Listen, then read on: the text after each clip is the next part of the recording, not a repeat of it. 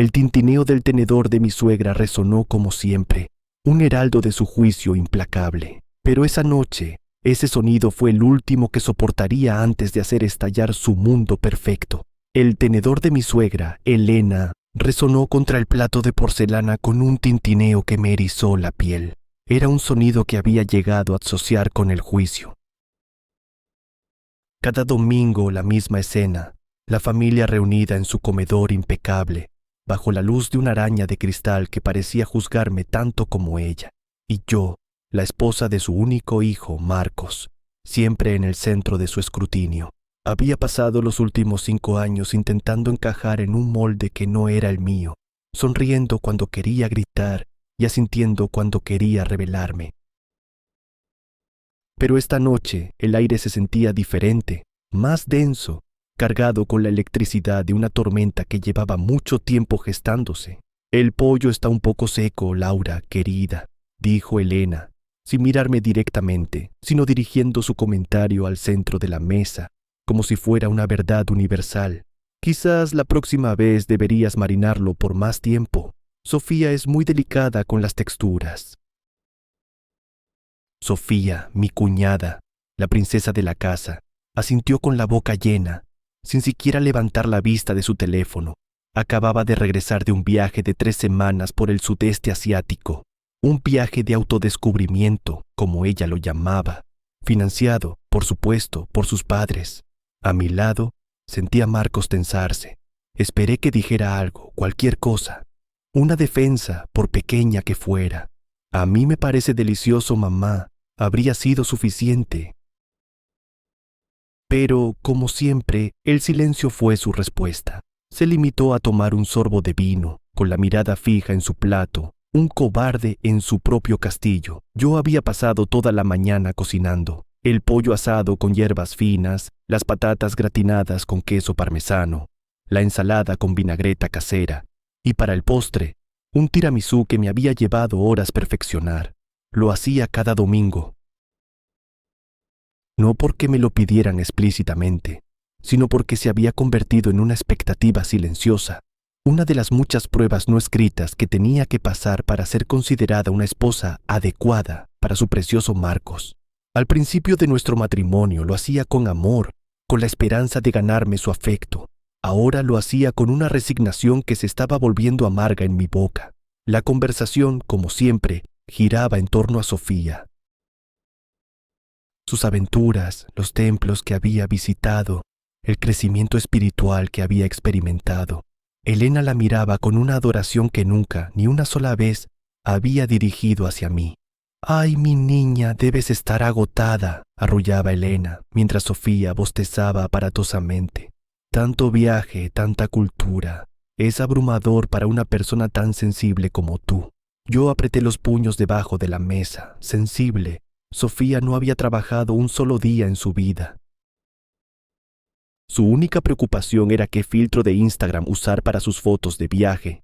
Yo, mientras tanto, trabajaba 40 horas a la semana como traductora freelance, gestionaba nuestra casa y, además, cumplía con el papel de chef personal no remunerada para mi familia política cada fin de semana.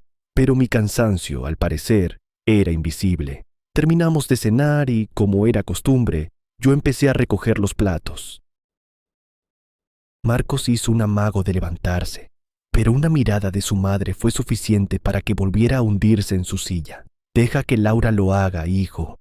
Tú quédate aquí y escucha a tu hermana, que casi no la has visto», dijo Elena con una dulzura venenosa. Me moví entre la mesa y la cocina, cargando los platos sucios, sintiendo sus miradas en mi espalda.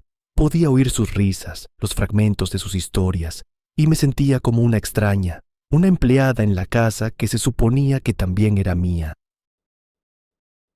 Cuando volví al comedor para llevarme los últimos vasos, Sofía estaba desparramada en el sofá, con los pies descalzos sobre la mesita de café. Se quejaba con voz lánguida de lo hinchados que tenía los pies por el vuelo.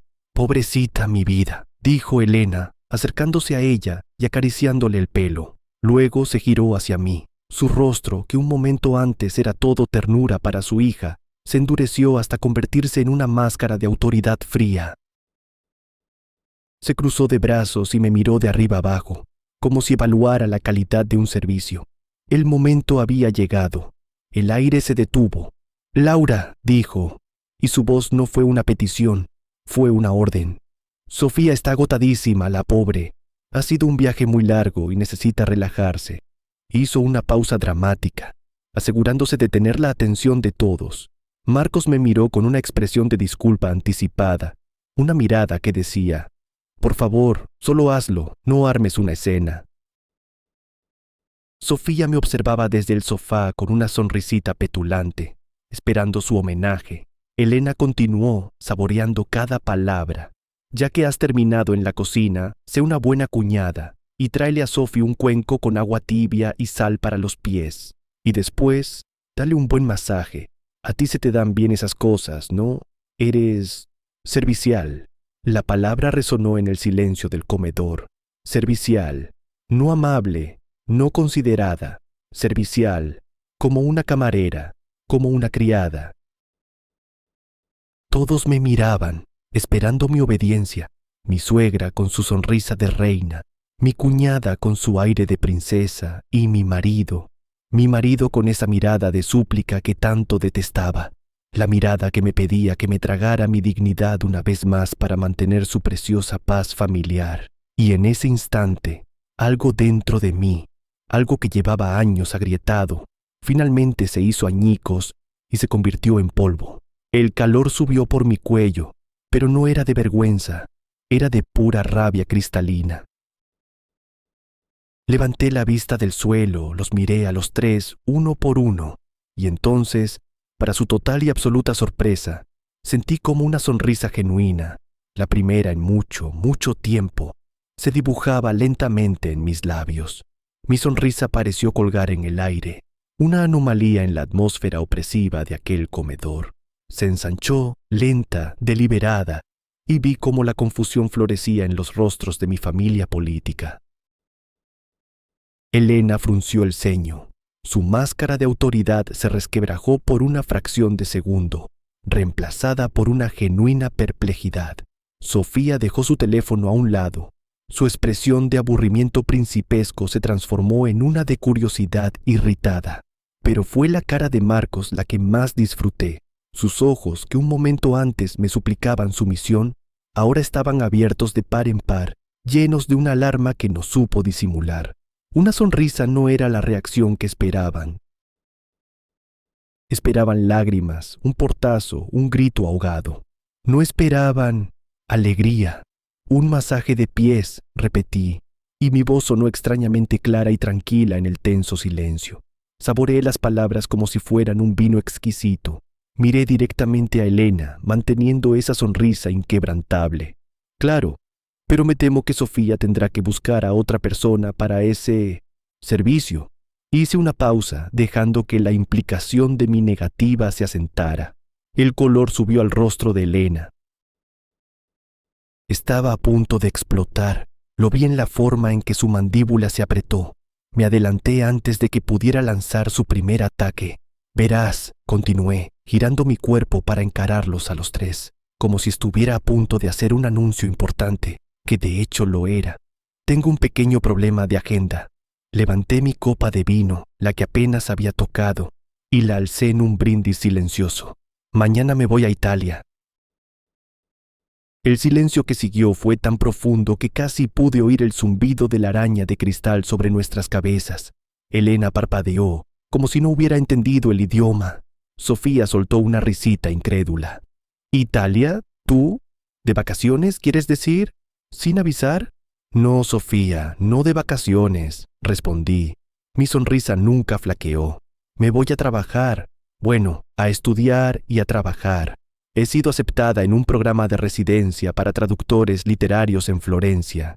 Es muy prestigioso. Estaré allí los próximos 6 meses. La bomba había caído. Pude ver las ondas de choque expandiéndose por la habitación. Marcos fue el primero en reaccionar. Se aclaró la garganta, forzando una risa nerviosa. «Laura, cariño, no es momento para bromas. Mamá solo te estaba pidiendo un favor». «No es una broma, Marcos», dije, y por primera vez en mucho tiempo, mi voz no tenía ni un ápice de súplica. Era firme, sólida como una roca. La carta de aceptación llegó hace 2 semanas. El billete de avión está en mi bolso. Mi maleta principal ya está en el coche. Solo me queda por meter el neceser y mi ordenador portátil. Cada palabra era una palada de tierra sobre la tumba de la mujer sumisa que ellos habían creado. Elena se recuperó de su estupor inicial y su rostro se contorsionó en una mueca de desprecio. ¿Una residencia en Florencia? Por favor, Laura, no seas ridícula. ¿Quién te crees que eres? ¿Y cómo piensas pagar eso? Esos programas son para gente importante. Con talento. Ahí estaba, el veneno que también conocía. Pero esta vez no me quemó. Sentí como si llevara un traje ignífugo.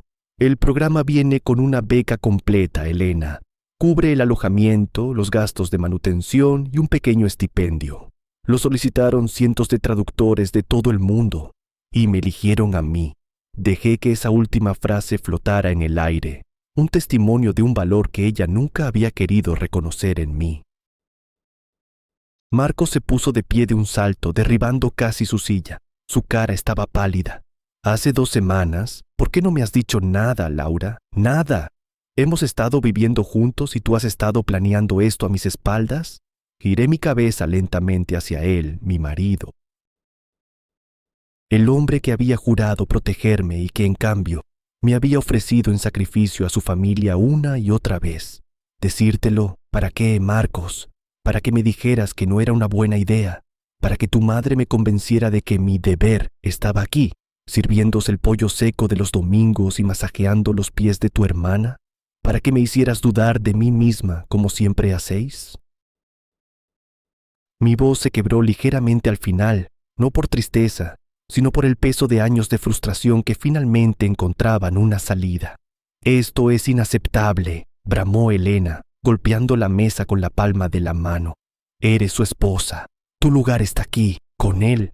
«Mi lugar está donde yo decida que está», repliqué, mi calma regresando. Me levanté de mi silla, alicé mi vestido y cogí mi bolso del respaldo. Y he decidido que mi lugar, al menos por los próximos 6 meses, está en un pequeño apartamento con vistas al Ponte Vecchio, traduciendo a un poeta italiano que sí valora las palabras. Caminé hacia la puerta del comedor, sintiendo sus ojos como puñales en mi espalda. En el umbral me detuve y me giré para darles una última mirada. Así que, como comprenderéis, estoy bastante ocupada preparando mi viaje. Miré a mi cuñada, que me observaba con la boca abierta. «Sofía, espero que encuentres a alguien para tus pies». Luego miré a mi suegra, Elena, y finalmente a mi marido, Marcos. Pronuncié sus nombres como si fueran ajenos, como si estuviera despidiéndome de conocidos. Me di la vuelta, lista para dar el primer paso hacia mi nueva vida. «Laura, espera». La voz de Marcos era un grito desesperado. Corrió hacia mí agarrándome del brazo. Su rostro estaba descompuesto, una mezcla de pánico y furia. «No puedes hacer esto, no puedes simplemente irte. ¿Qué pasa con nosotros? ¿Qué pasa con nuestros planes?» Lo miré a los ojos, fría, esperando a que terminara su patética súplica. Él tragó saliva, buscando las palabras que sabía que me harían más daño. La última carta que le quedaba por jugar. «¿Qué pasa con la casa que íbamos a comprar?», susurró, acercándose más. «¿Qué pasa con formar una familia? ¿Qué pasa con el bebé que dijimos que empezaríamos a buscar el año que viene?» Su pregunta flotó entre nosotros, un fantasma de un futuro que yo misma había empezado a creer que era imposible. El bebé, el sueño de una familia que en algún momento habíamos compartido, era su última y más cruel arma. El recordatorio de un anhelo íntimo que ahora usaba como cadena. Pude ver a Elena y Sofía observando la escena desde el fondo, conteniendo la respiración, seguras de que esta era la estocada final, la frase mágica que me haría volver en mí, pedir perdón y coger el cuenco de agua tibia. Marcos me apretaba el brazo, sus ojos suplicaban, pero también exigían. Era un ultimátum disfrazado de pregunta sentimental. Me solté de su agarre con un movimiento lento y deliberado. No brusco, no con ira, sino con la firmeza de una decisión irrevocable. Levanté mi mano libre y le acaricié la mejilla, un gesto que lo descolocó por completo. Su piel estaba fría. «Ay, Marcos», suspiré, y mi voz era ahora un murmullo suave, casi compasivo. Ese sueño murió hace mucho tiempo. Simplemente tardé demasiado en organizar el funeral. Vi el destello de dolor en sus ojos, pero se extinguió rápidamente, reemplazado por la ira. «¿De qué estás hablando? Lo hablamos la semana pasada», siseó, su voz baja y amenazante para que su madre no oyera la desesperación. «No, Marcos», le corregí, sin apartar la mirada. «Tú hablaste la semana pasada. Tú me dijiste que era el momento de empezar a pensar en ello. Tú trazaste un plan de vida para nosotros en el que yo era una pieza más de tu decorado. Una esposa obediente, una buena nuera y finalmente la madre de tus hijos. Pero nunca me preguntaste si yo todavía quería ese plan. Nunca te diste cuenta de que la mujer con la que te casaste se estaba asfixiando lentamente en esta casa, en esta familia, a tu lado». Retiré mi mano de su rostro. «Un bebé traería un hijo a este ambiente, Marcos, para que aprenda a tratarme como me trata tu madre, para que vea a su padre quedarse callado mientras humillan a su madre, para criar a otro hombre que cree que el amor es silencio y sumisión, o a otra mujer que cree que su valor reside en lo que los demás esperan de ella». Cada pregunta era un dardo certero, y vi cómo retrocedía un paso, como si lo hubiera golpeado físicamente. «Eso no es justo», balbuceó, pero su voz carecía de convicción. «No es justo». Solté una risa amarga y sin alegría. «¿Sabes lo que no es justo, Marcos? No es justo que yo haya aparcado mi carrera durante 5 años. Traducía novelas, tenía un futuro prometedor, pero tus padres pensaban que era un hobby inestable, así que lo reduje a trabajos freelance, traducciones técnicas aburridas que pagaban las facturas, para que tú pudieras ascender en tu bufete de abogados sin preocuparte de nada. No es justo que cada domingo de mi vida durante los últimos 5 años haya sido una prueba de aptitud que nunca apruebo. No es justo que mi marido, el hombre que se supone que es mi compañero, se convierta en un espectador silencioso cada vez que su madre decide afilar sus garras conmigo. Así que no me hables de justicia». Me sentía extrañamente ligera, como si cada palabra que pronunciaba me quitara un peso de encima. Caminé de vuelta hacia la mesa del comedor, cogí mi copa de vino y me la terminé de un trago. El líquido me quemó la garganta, pero fue un fuego purificador. Dejé la copa vacía sobre la mesa con un golpe seco. «Mañana a las 7 de la mañana cogeré un avión a Florencia», anuncié a la habitación en general. «Voy a encontrar un apartamento, voy a pasear por la Galería Uffizi, voy a beber espresso en pequeños cafés y voy a trabajar en algo que me apasiona. Voy a redescubrir a la mujer que era antes de conocerte, Marcos, la mujer que tenía sueños que no incluían el color de las servilletas para la cena del domingo». Me dirigí de nuevo a la salida. Ya no había nada más que decir. La batalla había terminado y por primera vez sentía que había ganado. «No te atrevas a cruzar esa puerta, Laura», gritó Elena, su voz vibrando de furia. «Si te vas ahora, no vuelvas. Mi hijo no te estará esperando». Me detuve en el umbral una vez más, pero esta vez no me giré. Hablé mirando hacia el pasillo que conducía a mi libertad. «Esa es la mejor noticia que me has dado en 5 años, Elena». Y sin más, salí del comedor.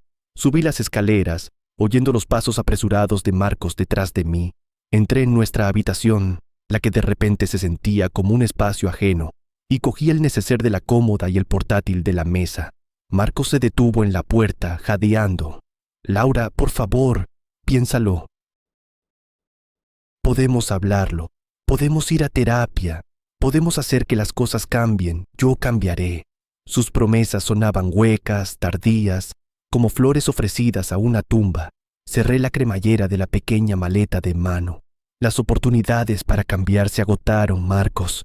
Se agotaron en cada cena silenciosa, en cada crítica no rebatida, en cada vez que me miraste pidiéndome que aguantara un poco más.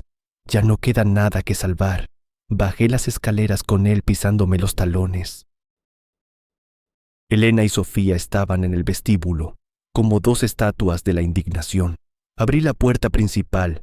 El aire fresco de la noche me golpeó la cara y sentí que podía respirar por primera vez en mucho tiempo. Mi abogado se pondrá en contacto contigo la semana que viene para iniciar los trámites del divorcio, le dije a Marcos por encima del hombro, con la voz firme y sin rastro de duda. Me miró, con los ojos llenos de una desesperación que bordeaba la locura. Vio que era real, que me estaba yendo, que su mundo cómodo y ordenado se estaba desmoronando, y entonces hizo lo único que se le ocurrió, un último intento desesperado por retenerme, por herirme lo suficiente como para que me detuviera. ¿Crees que no lo sé?, gritó, su voz resonando en la noche silenciosa. ¿Crees que soy estúpido? Sé lo que hiciste, sé lo de la clínica del doctor Ramírez hace 3 meses, y sé por qué no quieres tener un bebé conmigo. Sus palabras me golpearon con la fuerza de una bofetada física. Me quedé helada en el umbral, con la mano todavía en el pomo de la puerta. El aire fresco de la noche se convirtió de repente en un viento gélido que me caló hasta los huesos. El doctor Ramírez, la clínica. Hacía 3 meses, un secreto que había guardado bajo 7 llaves, un dolor privado que había navegado en solitario. Se exponía ahora bajo la luz cruda del porche, convertido en un arma para usar en mi contra. Me giré lentamente, muy lentamente, para enfrentarlo. Mi corazón latía con una fuerza desbocada contra mis costillas, un tambor de guerra en el silencio atónito que se había formado. Vi su rostro deformado por una mezcla de triunfo y pánico, el triunfo de quien cree haber jugado su carta ganadora, el pánico de quien sabe que ha cruzado una línea sin retorno. Detrás de él, Elena y Sofía miraban con una curiosidad morbosa, sus propias rencillas olvidadas ante este nuevo y jugoso drama. No entendían la referencia, pero el tono de Marcos les prometía un escándalo. ¿Qué estás diciendo, Marcos?, pregunté, y mi voz fue apenas un susurro, pero no era un susurro de debilidad, era el silencio mortal que precede a la tormenta. Se envalentonó al ver mi reacción, interpretando mi shock como culpa.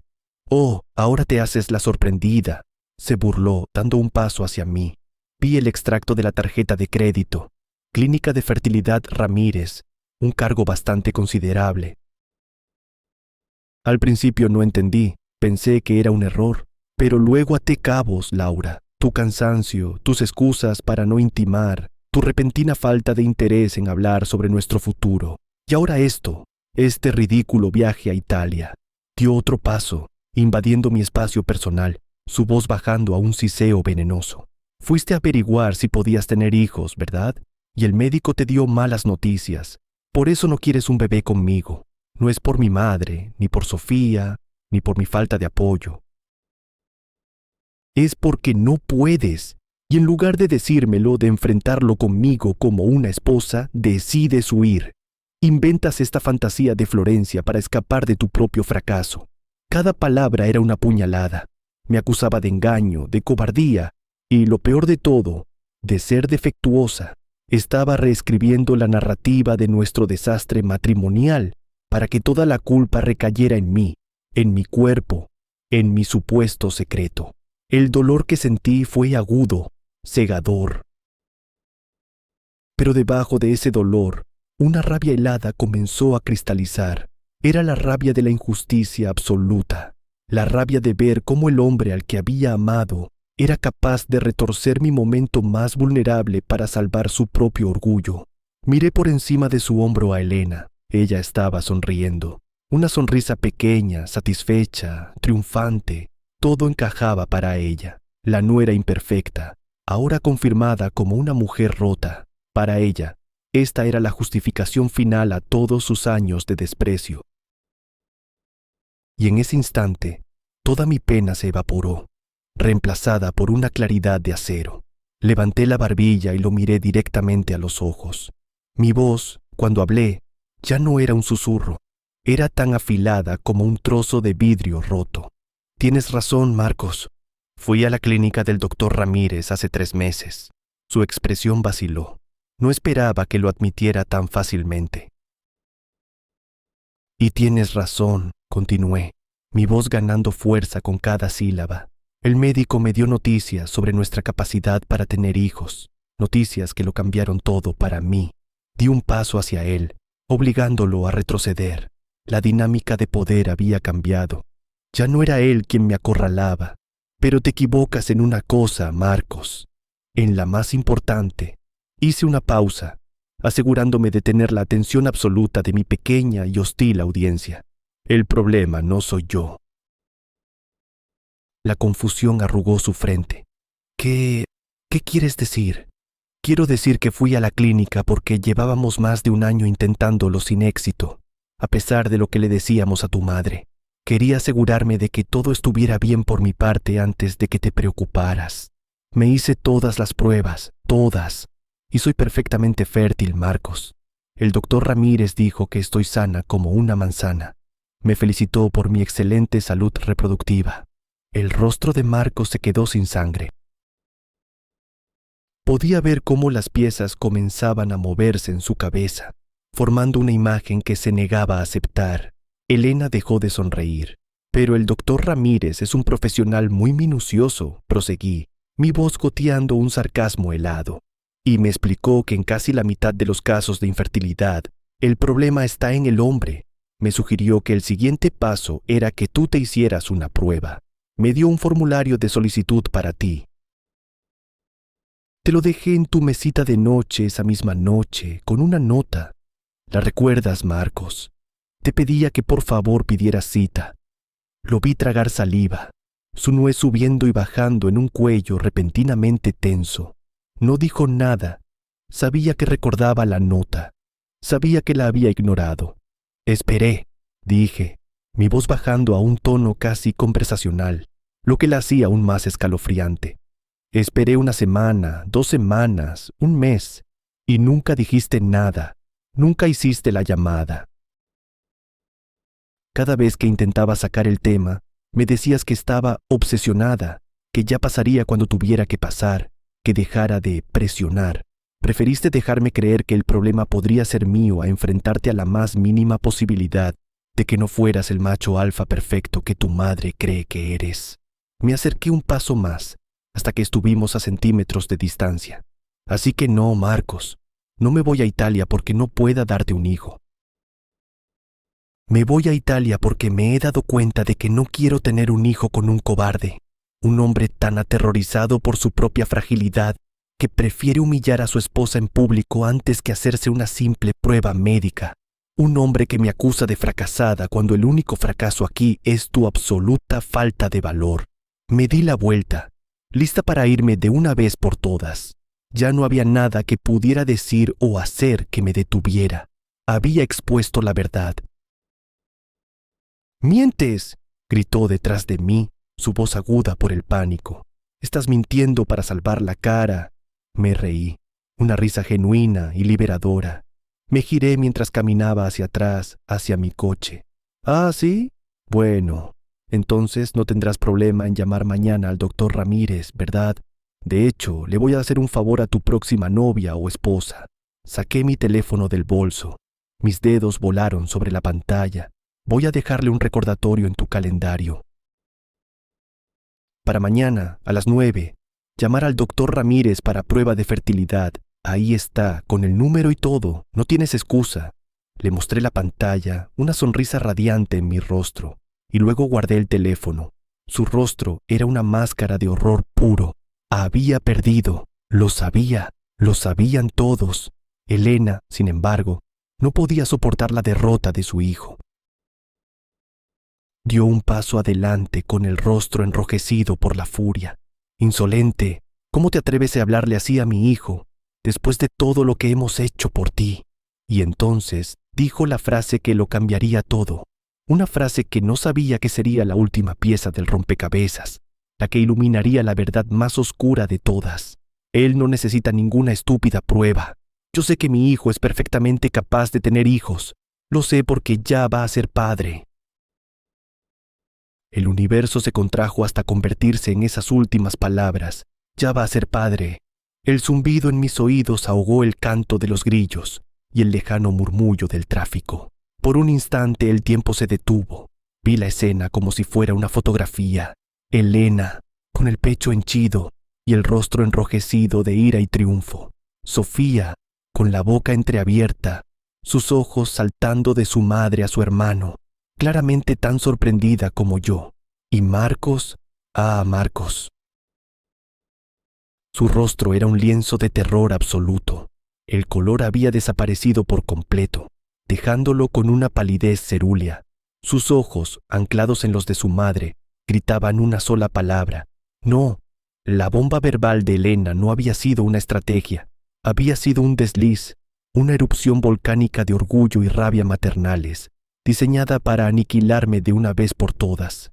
Y en su ceguera, había detonado el corazón de su propio mundo. El silencio se rompió con mi risa. No fue una risa amarga ni histérica. Fue una risa genuina, profunda, que brotaba de un lugar de absurda y total liberación. Me reí tanto que tuve que apoyarme en la puerta de mi coche para no caerme. Las lágrimas corrían por mis mejillas, pero no eran de dolor, sino de una hilaridad catártica. Todo el drama, toda la humillación, toda la angustia de los últimos años, todo era una farsa, una comedia negra de la que, por fin, entendía el chiste. «No te rías», chilló Elena, su confianza comenzando a flaquear ante mi extraña reacción. «Es la verdad». «Oh, lo sé, Elena, te creo», dije entre jadeos, secándome las lágrimas con el dorso de la mano. De repente, todo tiene un sentido perfecto. El rompecabezas está completo. Dejé de reír y los miré, mi expresión ahora serena, casi académica. El cargo en la tarjeta de crédito que Marcos no reconoció, la que él pensaba que era mi visita al doctor Ramírez. Caminé lentamente de vuelta hacia ellos, como una detective a punto de revelar al asesino.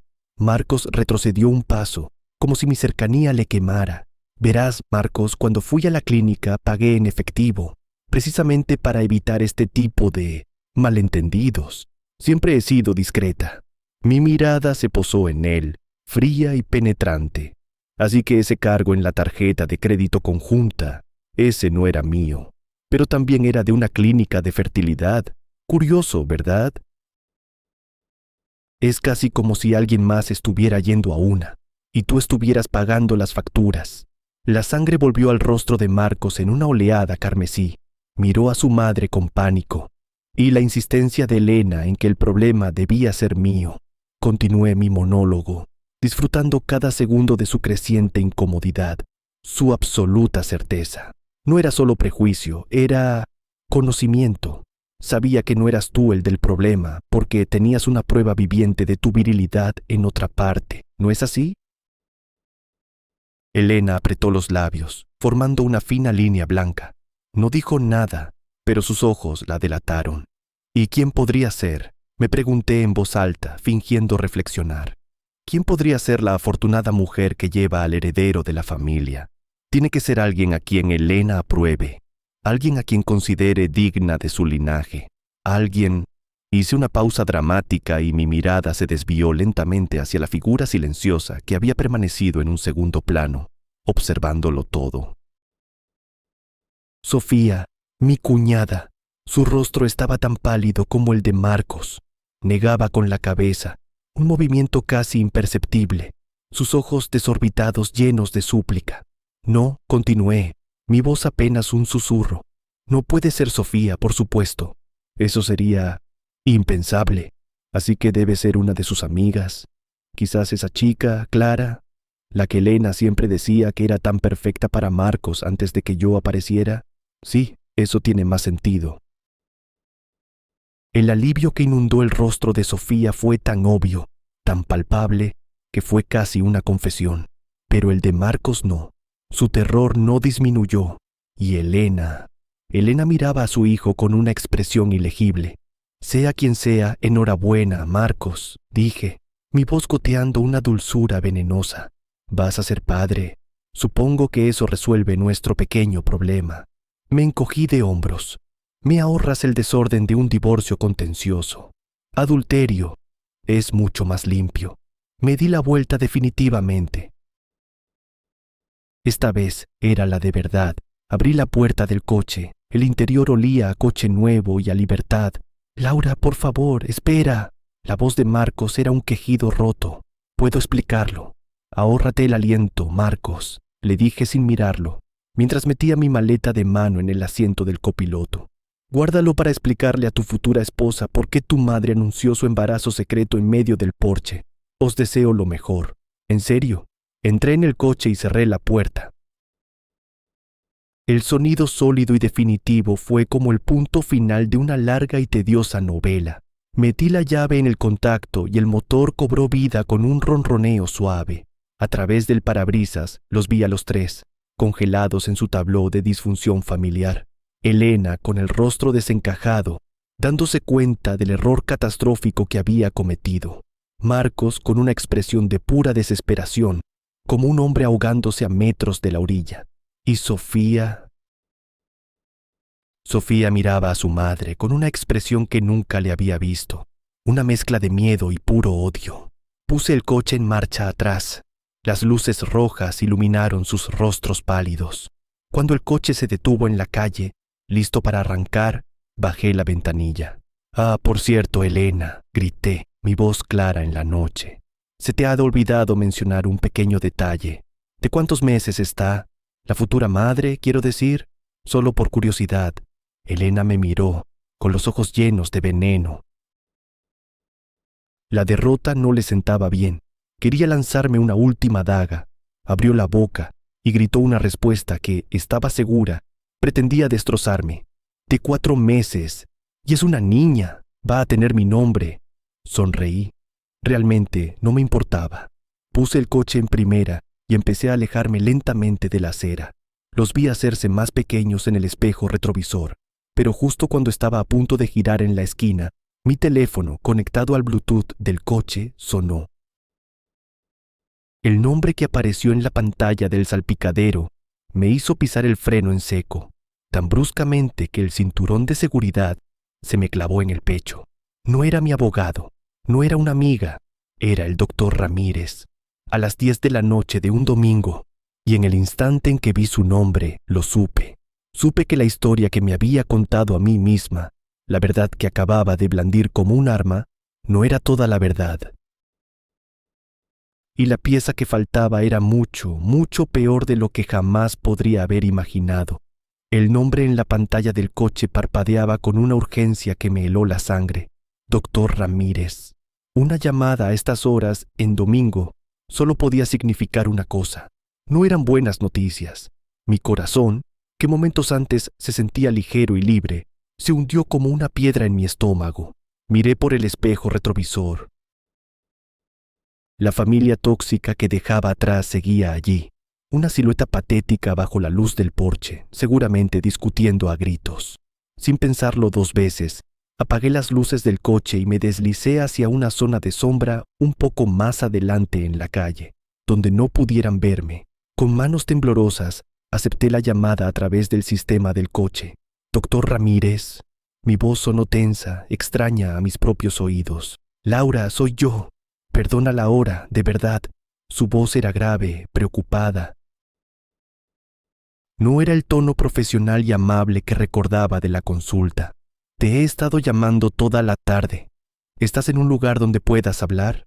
«Sí, estoy en mi coche. ¿Qué ocurre? ¿Pasa algo con los resultados?» Un miedo irracional se apoderó de mí.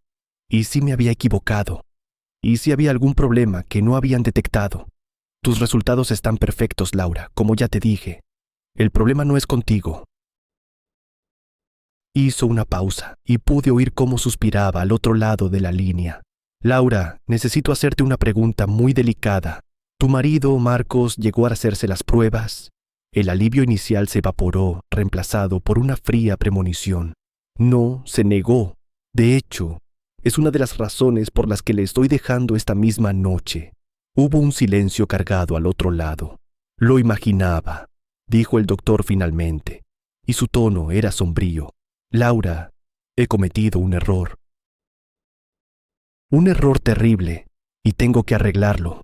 Verás, cuando viniste a la consulta, tu expediente se traspapeló con el de otra paciente. Una paciente con un apellido muy similar al tuyo, Ramírez y Ramos. Un error administrativo estúpido, imperdonable. No entendía a dónde quería llegar. Y los resultados que te di, la evaluación de tu excelente estado de salud, eran los de ella, los de la señora Ramos. El mundo se inclinó sobre su eje. El aire se volvió espeso en mis pulmones. ¿Qué? Entonces mis resultados. Tus resultados llegaron un par de días después, cuando el error ya se había cometido. Laura, hemos estado intentando contactarte desde entonces. Los resultados de tus análisis muestran una condición. Se llama insuficiencia ovárica prematura. Es una menopausia precoz. Según los niveles hormonales, es extremadamente improbable, por no decir imposible, que puedas concebir de forma natural. Imposible. La palabra rebotó dentro de mi cráneo. Imposible. Todo el discurso que acababa de darles, toda mi justa indignación, mi posición de superioridad moral, todo se basaba en una mentira que yo misma creía, la mujer fértil traicionada por un marido cobarde. No era yo era la mujer rota que Elena siempre había dicho que era. La humillación me quemó la garganta como un ácido, pero el doctor Ramírez no había terminado. Pero eso no es lo más urgente, Laura. Su voz se volvió aún más seria. Hay algo más. Esa misma semana recibimos los resultados de un análisis de esperma. Un análisis que se había solicitado de forma anónima, con un código. Algo que a veces hacen los hombres que no quieren que el resultado quede registrado a su nombre. El pago se hizo con una tarjeta de crédito. La de tu marido, Marcos. Mi cerebro luchaba por procesar la avalancha de información. Marcos se había hecho la prueba en secreto. Normalmente, nunca romperíamos la confidencialidad, pero dada la confusión de expedientes y la gravedad de la situación, me he visto obligado a investigar. Laura, los resultados del análisis de Marcos son concluyentes. Padece de azospermia. 0 recuento de espermatozoides. Es estéril, Laura. Completamente. No hay ninguna posibilidad de que pueda engendrar un hijo.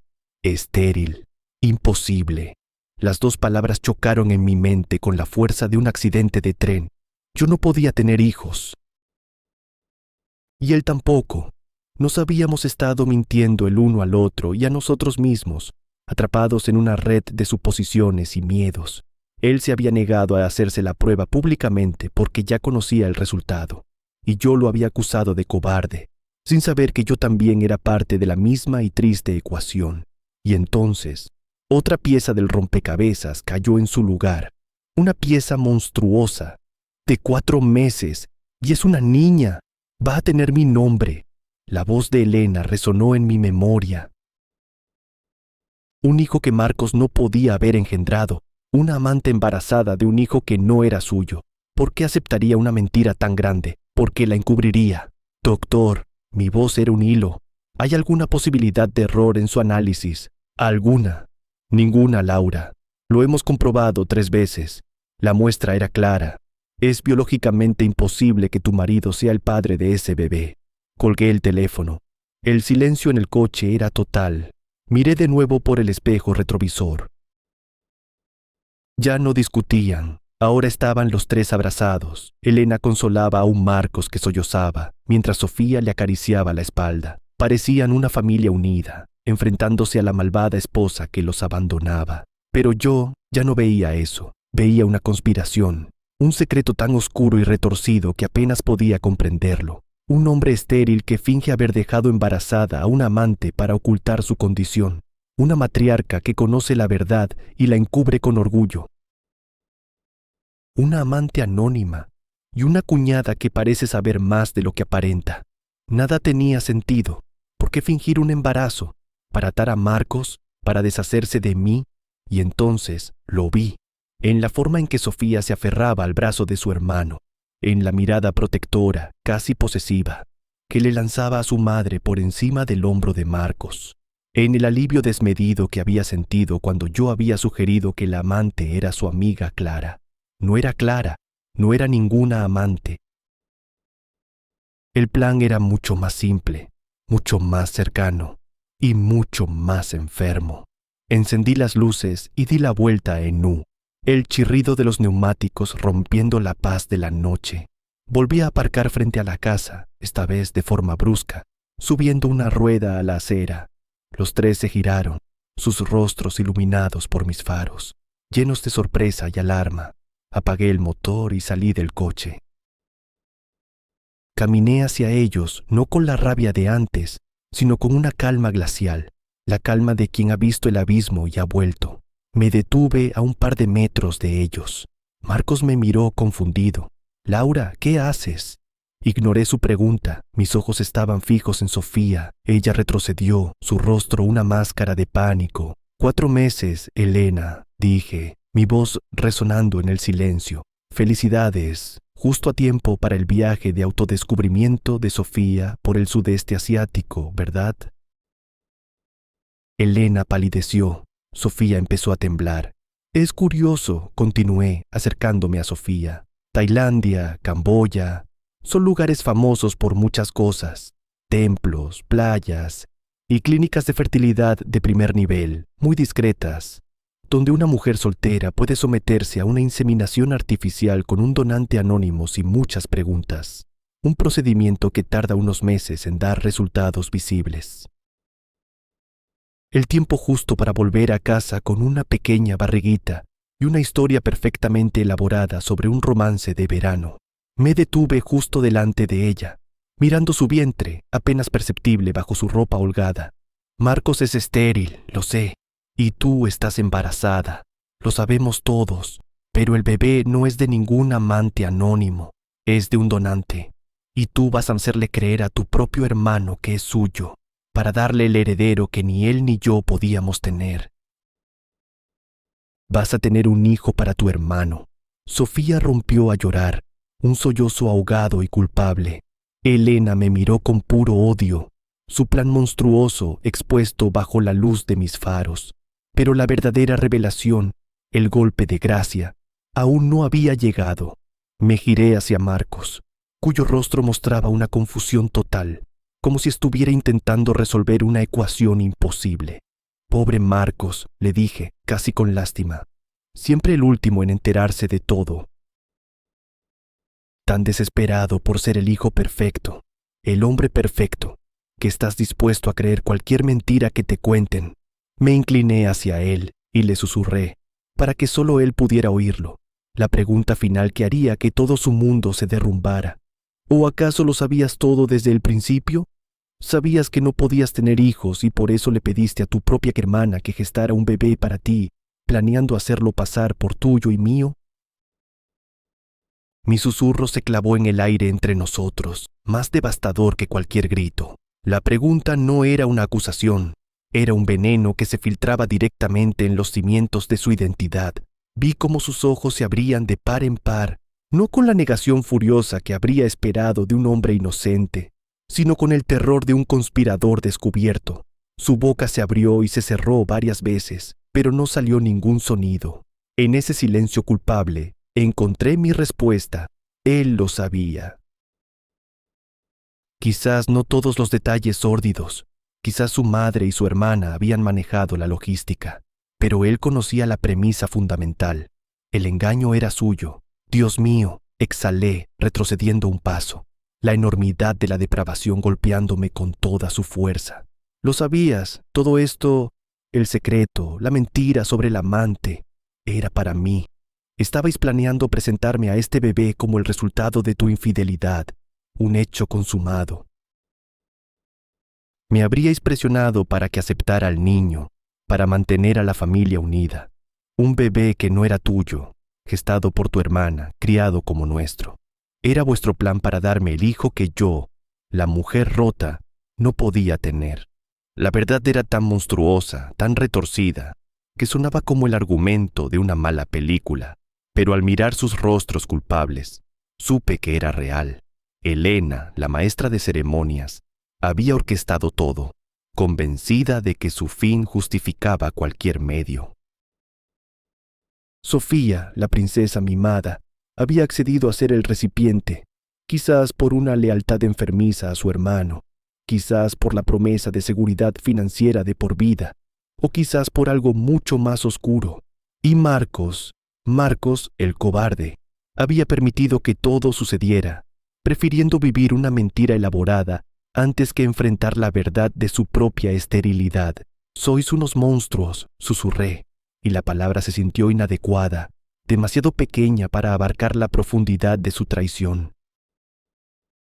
El llanto de Sofía se convirtió en un gemido agudo. «No fue así», gritó, con el rostro bañado en lágrimas y mocos. «Mamá dijo que te irías, dijo que cuando te enteraras de la amante, nos dejarías, y entonces Marcos y yo podríamos criar al bebé juntos, como una familia». El horror me dejó sin aliento.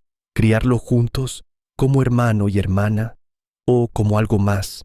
La forma en que Sofía miraba a Marcos, la forma en que su madre fomentaba esa devoción malsana. De repente las piezas se encajaron de una manera aún más grotesca. «Oh, por supuesto», dije, una risa hueca escapándose de mis labios. «El plan perfecto. El heredero está asegurado, la esposa defectuosa es expulsada, y el pequeño y feliz clan puede seguir con su vida. Elena, eres una genio del mal. Maquiavelo estaría orgulloso». Elena dio un paso adelante, su rostro una máscara de furia helada. Ya no había rastro de pánico, solo la determinación férrea de una mujer que se niega a perder. «Tú nunca fuiste suficiente para él», siseó. «Nunca entendiste lo que esta familia necesita. Necesita un legado, un heredero, algo que tú nunca podrías darle. Hicimos lo que teníamos que hacer, y ahora que lo sabes todo, te irás en silencio y desaparecerás de nuestras vidas. No te atreverás a decir una palabra». Era una amenaza clara y directa. «¿O qué, Elena?», la desafié, sintiendo cómo el miedo era reemplazado por una ira fría y pura. «Me acusarás de estar loca. Dirás que me estoy inventando esta historia increíble porque soy una esposa despechada. Créeme, después de esta noche, no me importa lo que digas o pienses de mí». Me giré hacia Marcos, que seguía paralizado, un hombre reducido a escombros por la revelación de sus propios secretos. «Espero que seas muy feliz con tu familia, con tu hijo, que es tu sobrino, y con tu hermana, que es la madre de tu hijo. Es una dinámica fascinante, digna de una tragedia griega». Saqué mi teléfono del bolsillo. Sus ojos se fijaron en el aparato como si fuera un arma, y lo era. «No tienes pruebas», dijo Elena, su voz un poco menos segura ahora. «No las necesito», respondí, sin apartar la mirada de Marcos. «Solo necesito contar la historia, mi historia. La de una esposa a la que su marido estéril y su familia intentaron engañar con un bebé de donante gestado por su propia hermana. Es una historia bastante memorable, ¿no crees? Me pregunto qué pensarían los socios principales de tu bufete de abogados, Marcos. Son hombres de familia, muy tradicionales. No sé si este tipo de creatividad familiar encajaría bien con la imagen del bufete». El pánico finalmente rompió la parálisis de Marcos. «Laura, no, por favor, no puedes hacer eso. Arruinarías mi carrera, mi vida, tu vida». Me reí, el sonido cortante en la noche. «Vosotros habéis intentado arruinar la mía. Me habéis hecho creer durante meses que yo era el problema. Me habéis mentido, manipulado y planeado a mis espaldas de la forma más cruel imaginable. Y ahora me pides que proteja tu vida». Caminé hacia él hasta que estuve a centímetros de su rostro. «Te voy a dar una opción, Marcos, una sola. Porque a pesar de todo, una parte estúpida de mí todavía recuerda al hombre con el que me casé, aunque ahora veo que nunca existió realmente». Respiré hondo, la decisión formándose en mi mente. Italia sigue en pie. Mi billete es para mañana por la mañana. Voy a subir a ese avión y voy a desaparecer durante 6 meses. Durante esos 6 meses, quiero que la mitad del valor de nuestra cuenta de ahorros conjunta sea transferida a una cuenta nueva, solo a mi nombre. Quiero que firmes los papeles de divorcio sin ninguna objeción, citando diferencias irreconciliables, y quiero que tú y tu familia desaparezcáis de mi vida para siempre, sin llamadas, sin mensajes, sin contactos de ningún tipo. Si cuando vuelva de Italia todo eso está hecho, esta historia morirá conmigo. Me la llevaré a la tumba. Pero me incliné aún más cerca, mi voz un susurro mortal. Si intentas alguna cosa, si te retrasas con el dinero, si te niegas a firmar, si alguno de vosotros tres intenta contactarme, te juro por mi vida que convertiré la vuestra en un infierno. Contaré esta historia a todo el que quiera escucharla, a tus jefes, a tus amigos, a los periódicos si es necesario. Te convertiré en un paria, ¿entendido? Marcos asintió, mudo, con los ojos llenos de lágrimas de autocompasión. Elena parecía a punto de explotar, pero una mirada de su hijo la silenció. Satisfecha, me di la vuelta para irme. Ya había terminado, había ganado, pero mientras caminaba hacia mi coche, una última pieza del rompecabezas, una que no había considerado, hizo clic en mi cabeza. El pago. El doctor Ramírez había dicho que Marcos había pagado la prueba de esperma anónima con su tarjeta de crédito. Pero también me había acusado de usar la tarjeta para la clínica de fertilidad.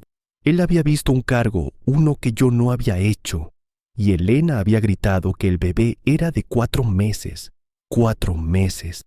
La inseminación había ocurrido hace 4 meses, no en el sudeste asiático, sino aquí. Me detuve y me giré de nuevo. Una última cosa, dije, y mi voz era pura curiosidad. El cargo en la tarjeta de crédito que viste, Marcos, el que pensabas que era mío, ¿de qué clínica era?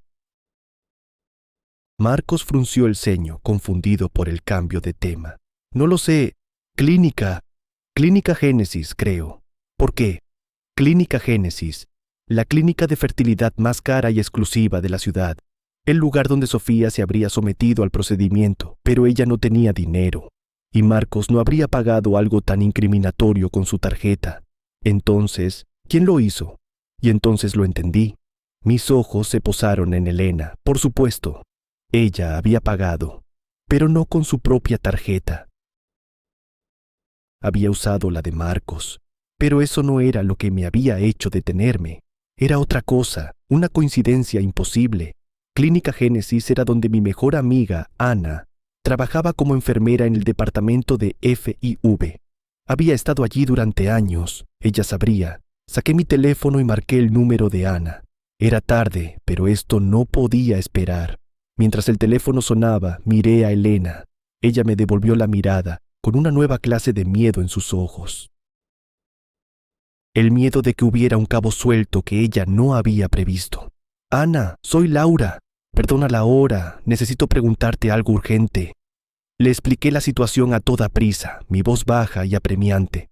Le pregunté si podía, de forma extraoficial, comprobar si una paciente llamada Sofía había estado en la clínica Génesis hacía unos 4 meses. Hubo un silencio al otro lado de la línea, luego el sonido de un teclado.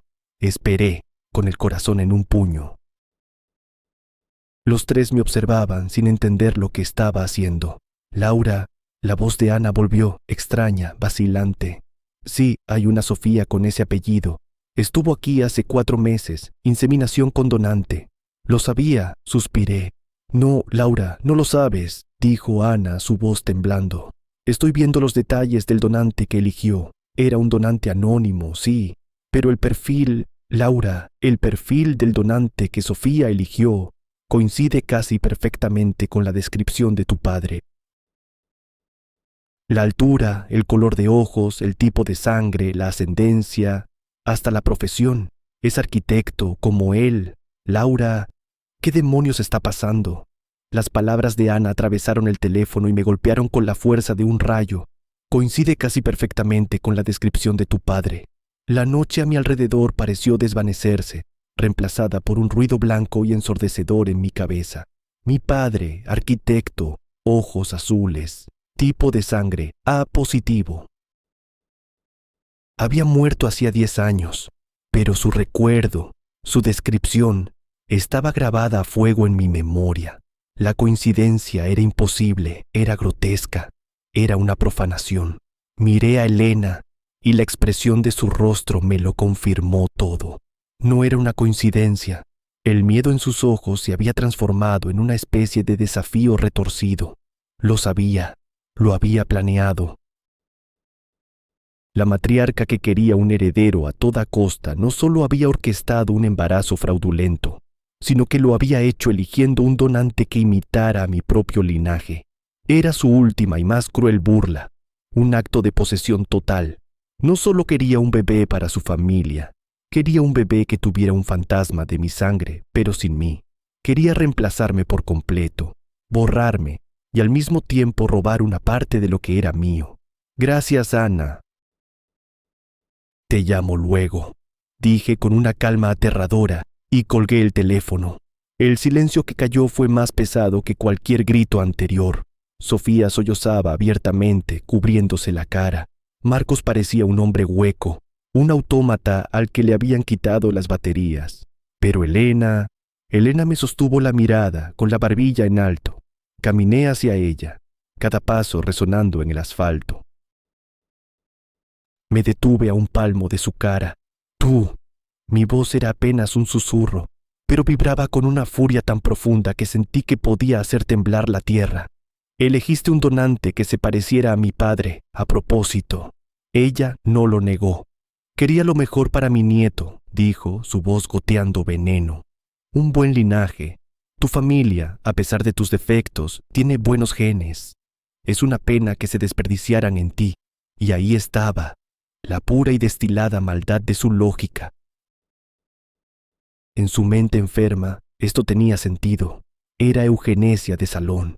Era la culminación de su obsesión por el control, por la perfección, por crear la familia que ella quería, incluso si tenía que construirla con mentiras, engaños y los fantasmas de mis muertos.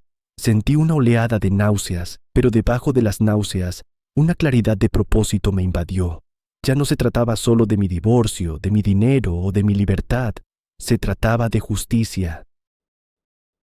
Se trataba de proteger el legado de mi padre de esta profanación. Me reí. Una risa corta y sin alegría. Eres increíble, Elena. Realmente lo eres. Has pensado en todo, ¿verdad? Salvo en una cosa. Me alejé de ella y me dirigí a Marcos, que me miraba con ojos de perro apaleado. El trato se cancela, Marcos. ¿Qué? No, Laura, por favor, gimió. Haré lo que dijiste, el dinero, el divorcio, todo. Es demasiado tarde para eso, dije, mi voz tan fría como el acero. Vuestro pequeño y sucio secreto ya no es mío para guardarlo.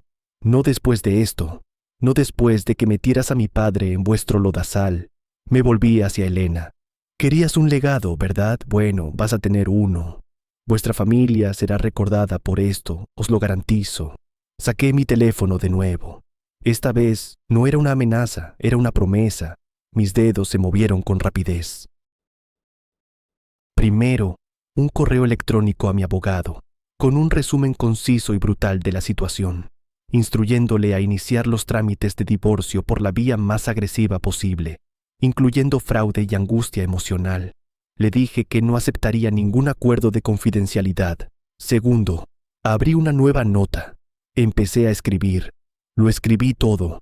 La cena, el pollo seco, el masaje de pies, la revelación de Italia, la acusación de infertilidad, la verdad del doctor Ramírez, la esterilidad de Marcos, el embarazo de Sofía, el plan de hacerlo pasar por una infidelidad y finalmente el detalle más oscuro de todos, la elección deliberada de un donante que se asemejaba a mi difunto padre. Escribí con una claridad febril, sin adornos, solo los hechos crudos y horribles. ¿Qué estás haciendo?, preguntó Elena, su voz finalmente teñida de un pánico genuino. Estoy escribiendo mi historia, respondí sin levantar la vista, la que voy a publicar. En un blog, en redes sociales, donde sea, la historia de la familia que haría cualquier cosa por un heredero. Creo que tiene tirón. Quizás hasta se convierta en un podcast o en una serie de Netflix. ¿Quién sabe? Marcos se abalanzó sobre mí, intentando arrebatarme el teléfono. Lo esquivé con facilidad. No lo hagas, Laura. Te daré lo que quieras, más dinero, la casa, todo. No quiero vuestro dinero sucio, les peté. Ya no. Lo que quiero es que todo el mundo sepa quiénes sois en realidad, debajo de vuestras cenas de domingo y vuestros trajes caros. Quiero que cada vez que vayáis al supermercado la gente os mire y susurre. Quiero que tus socios, Marcos, se pregunten qué otras mentiras eres capaz de contar. Quiero que los amigos de Sofía la miren y se pregunten qué clase de relación tiene con su hermano. Y tú, Elena, me giré hacia ella. Quiero que tu precioso legado sea esta historia, la historia de tu locura. Terminé de escribir. Leí el texto una última vez. Era perfecto. Tenéis una última oportunidad, dije, sosteniendo el teléfono en alto. No para comprar mi silencio, sino para mitigar los daños. Mañana por la mañana quiero una confesión firmada por los tres, detallando todo el plan. Lo quiero ante notario. Ese documento será mi seguro. Si alguna vez intentáis negar esta historia o venir a por mí, lo haré público. Después de eso, desapareceré de vuestras vidas y vosotros desapareceréis de la mía. No publicaré la historia, por ahora, pero viviréis cada día sabiendo que la tengo, que vuestra reputación está en mis manos, a un solo clic de distancia. El sol empezaba a despuntar en el horizonte, tiñendo el cielo de un gris pálido. La noche había terminado. Mi antigua vida había terminado. Los vi allí derrotados, rotos por el peso de sus propios secretos. No había ninguna duda de que aceptarían. El miedo a la exposición pública era la única moneda que entendían. Me metí en el coche sin decir una palabra más. Arranqué el motor y me alejé, esta vez sin mirar atrás. No sentía alegría ni triunfo, solo un vacío inmenso y una sensación de profunda y amarga tristeza por los años que había perdido, por el amor que había creído real. 6 meses después, estaba sentada en la terraza de mi pequeño apartamento en Florencia. El sol de la Toscana me calentaba la cara. Delante de mí, sobre la mesa, había una copa de Chianti y las galeradas de mi primera traducción literaria, una novela de un autor italiano emergente. El libro iba a ser publicado con mi nombre en la portada. En mi cuenta bancaria había más dinero del que había pedido. Los papeles del divorcio, firmados y sellados, estaban en un cajón, y el documento notarial, mi seguro, estaba guardado en una caja de seguridad. No había sabido nada de ellos desde aquella noche, y esperaba no saberlo nunca más. El dolor no había desaparecido del todo, pero se había transformado. Ya no era una herida abierta, sino una cicatriz que me recordaba la fuerza que no sabía que tenía. La mujer que había cocinado pollo seco cada domingo ya no existía. En su lugar, había una mujer que bebía vino al sol, que daba vida a las palabras de otros y que, por primera vez en mucho tiempo, estaba escribiendo el final de su propia historia, y sabía, con una certeza absoluta, que este era solo el principio.